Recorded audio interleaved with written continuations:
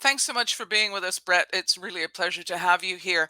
You've always been so open about your mental health journey, particularly in business. So, what I really wanted to explore with you today is during the last 20 months or so with COVID and how it's impacted so many business owners.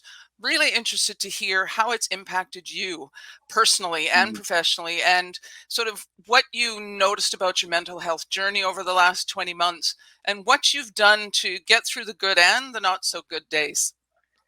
Wow, great question. It's deeper than I was going to go on question number one, but let's go there. So I've been public about the fact that I do have a form of bipolar disorder, and it's considered mild. I've never been medicated. I've used lots of supplements, and I've been very happy with the outcomes. But having said that, I do know what it's like to go through highs and lows, and I don't know if it was coincidence or not, but March, April of 2020, the beginning of COVID, was certainly a down, and I was dealing with firing or laying off temporarily or longer, hundreds of people. And in my various businesses, I'm a landlord, I'm a tenant, I'm a borrower, I'm a lender. And I wasn't sure if I was on the wrong side of everything as we were going into the confusion of COVID. There was the health risk of COVID, but there was also the confusion. And there's no question. I was even online using there's a tool called Hamilton that measures depression and anxiety. And I was one below extreme in terms of depression. And once again, sometimes awareness and open consideration and conversation, not so much with a counselor, but with my own team and staff who become more accommodating, accepting, if I'm having a tough day or they're having a tough day. There's a great line that Kelly Rudy and his daughter use: more good days than bad. And I always love that line. And so we always focus on the idea of having more good hours, more good days, more good experiences than bad, because you're not going to wipe out all the bad and you're not going to live only in the good. So by last fall, I should say, I had all of my relationships sorted out. We knew where we were with staff. We knew where we were as a landlord and a tenant. We knew where we were as a borrower and as a lender. And so things were stabilized. And I can tell you by then, things had really materially improved for me in terms of, call it depression and anxiety. And I don't quite know how to define depression and anxiety, but there's a funk, there's a disconnect, there's a discomfort that goes with the space you're in. Even just ordering a coffee, good morning, or having a coffee. Yeah, thank you. I mean, it's one thing to say thank you, and it's another to say hurry up, please. It's just I think we all have some of these challenges to varying degrees. But if my team being open and candid has gone a long way towards allowing everyone. There's no hidden agendas. Where again, if it's a tough day, we know it's a tough day. So there's following up on that a little bit. We know there's a lot of people out there who are more solopreneurs or working very independently, and particularly those people who are also working at home.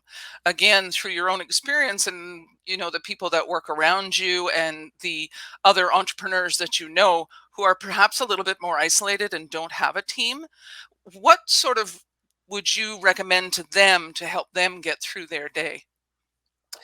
Well, first observation is that people working from home, where it's really, I mean, it's one thing to engage with those in your house, but if you live alone or you've got a cat, I mean, it's not the same as getting out. So getting out, fresh air, even with COVID, fresh air was allowed. There was no restriction saying you couldn't walk in a park. I still find it amusing that someone would bicycle wearing a mask, but that's again personal choice, and away you go. But the idea of getting out and about and the chance to mix and mingle, whether it's Zoom or a phone call, but stay connected with people. I think that's probably one of the most important things that we were starting to lose as we went through COVID. And certainly in our office, what we decided to do was up the game relative to sanitizing and hand washing. And you can see the space behind me. We kept social distance, and we did a fabulous job of keeping my team all together, because several of the people on our team were considered essential services relative to some of the businesses we run and manage. So we just made the decision that we would, again, wash our hands 15 times a day and keep separated. So as much as we mingled in open space. So it wasn't a crowded thing. So again, going back to the big picture of your question, relative to the stay-at-home solopreneur, I mean, obviously retail, trade, services, you can't stay at home. There's a Mm. lot of entrepreneurs who have to be out with the people.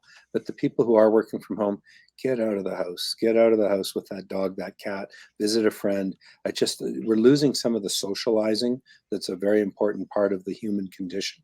And that's, again, I'm no psychologist, but I know what I like.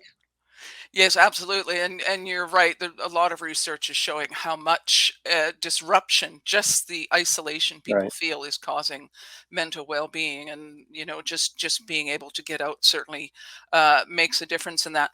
So again, just following on from that, though, I've heard you say it before, and I know in psychology we're learning a lot of lessons from COVID, and particularly lessons for businesses to apply. As an entrepreneur and a small business owner, what lessons do you think we're learning that we're going to realize maybe in 2 or 3 years that it still looks kind of funky right now? Well, it goes back, I think, to this big picture, which is the idea of working from home versus working in an office. I've often said that you cannot advance your career working from home. There's only, sorry, let me just hang up on this call. Sure. um, you can only do your job. You can't advance your career. And the reason you can't advance is you miss the coffee table conversation, you miss the elevator ride, you miss that random sitting over a burger going, what happened last night, whether it's family, friends, business, but it's all of those connections that are being lost. And so I think certainly in the businesses I'm involved with, we're doing everything we can to bring the team back together. And I run a gym in Kelowna with 2,900 members. We got 300 or 400 members have suspended their memberships because they don't want to show a passport, but 2,500 do. Mm. So we're working with those that do, and those that do are clearly enjoying what they're doing. I mean, that's, call it, the mental and physical health associated with regular exercise. Hmm. So, for y- going back a little bit in our conversation, you were talking earlier about what you have done with your team and the connection and relationships you have with your team.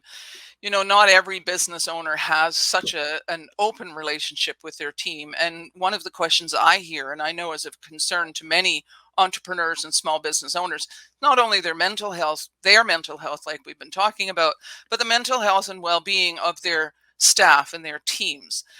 Most business owners don't have a lot of insight into mental health. If you could sit down in a room with a group of business owners and give them some advice or some thoughts about what you've learned about being a leader and connecting with people about their mental health in the workspace, what would you say to them? That's a great series of questions, really Yeah. embedded there.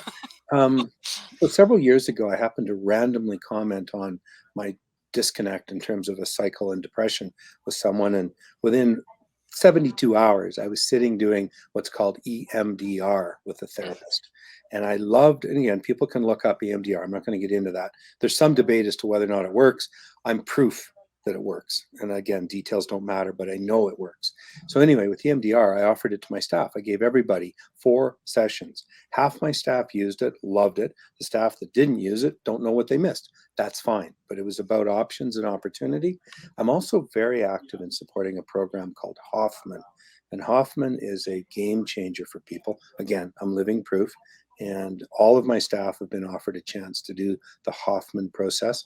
Probably a third have experienced it. The other 2/3 are fine without. And again, they may not know what they're missing, but those that went have found it life changing. So I think the conversation that I'm having with you really now is about saying, I'm okay taking help.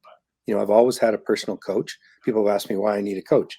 One of my comments, somewhat facetiously, is Phil Mickelson probably has a sleep coach, a putting coach, a driving coach, a eating coach, a walking coach. He has a bunch of coaches. Why? So that tomorrow he can be as good as he is today and maybe better. And that's where my own personal coach has been invaluable with me. For 5 years, 10 years ago, for 5 years, we met weekly. Now it's monthly, and I'm feeling pretty good about the space and where he can help me. But it's just being open and candid about the fact that we can find ways to seek help. When I was doing my first couple of rounds of cancer treatments, I worked with a sports psychologist who commented that the genres of music, pardon me, of comedy and inspiration, sport, were two incredibly powerful places to spend time. So I would watch movies that were based on comedy. I'd watch the movie Rudy. I've probably watched it 25 times, but it's an inspirational movie about someone who's coming from nowhere, accomplishing something. And again, a lot of this is just about mental health, mental awareness, mental toughness, mental engagement. Because we often talk about our health is our physical health, but I think as you're driving, it's really our total place. It's our total well-being, and mental health, I think, drives physical health. And I would agree with you. I mean, if we can get to a conversation where mental health and physical health are one single conversation, then we might Right. be able to move beyond stigma, particularly in the workplace where people are Very much. afraid of putting up their hand and saying I'm stressed and anxious or whatever. Mm. So I can't end this conversation without referencing the pup that's wandering around in the background. Is that one of the mental health strategies that you have in the office? I think so. Buffy, come here, Buff. There she comes. Come here, Buff. Let's go. So Buffy is, come here, you. Let's go. This is, this is the pooch. Hi, Buff. That's the pooch. Yeah, she looks more like a mop. We call her Fluffy Buffy. And Buffy is actually short for Buffalo, not Buffy the Vampire Slayer. And yeah, I mean, Buff hangs around in the office, and I can tell you, she has as much fun engaging with us as we do with her. So there we are. I bet she does. I bet she does. It's been great speaking with you again, Brett, and Thanks we look again. forward to seeing you in Ottawa again. And Absolutely. I know you're heading off on travel, so thank you for your time today. Take Our, great care, okay? our pleasure. Thank you. Thank you.